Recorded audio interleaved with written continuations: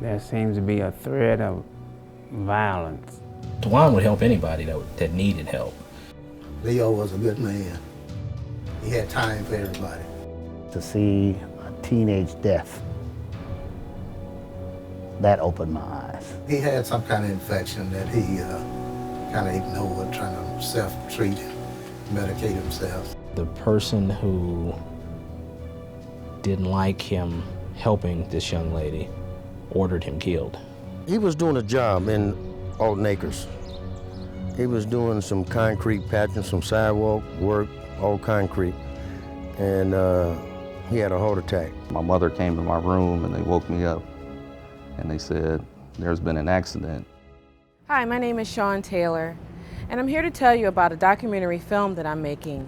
It's called Gone Too Soon, Alton's Endangered Black Men.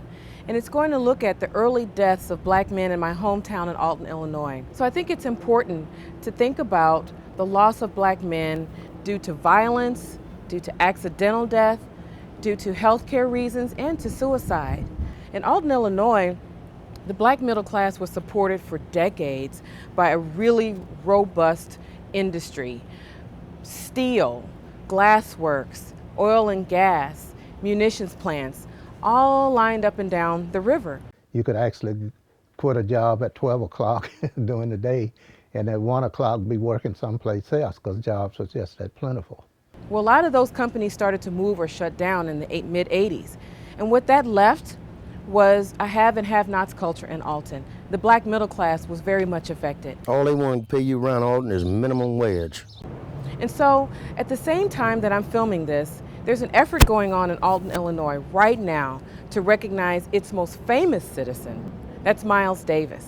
Miles Davis deserves the recognition of the artist he was and of the work that he left behind for us to enjoy.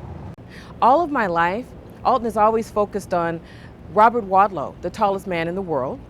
And there's a statue there honoring Robert Wadlow. Through the lenses of two families in Alton, the Caffey family and the Carmen family, I will talk to relatives and friends of the black men who have been lost in Alton. And the reason that I can do it through two families is because this community is so tightly woven.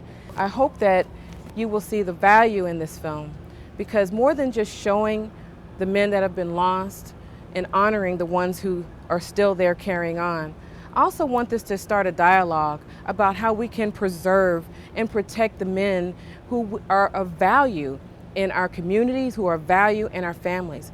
And I just want to say thanks, Tom and Bernetta Caffey, for letting me and sharing their three boys with me, because I don't think I would have made it. I think I probably would have had a nervous breakdown if I wouldn't have had Greg and Brandon and Rodney.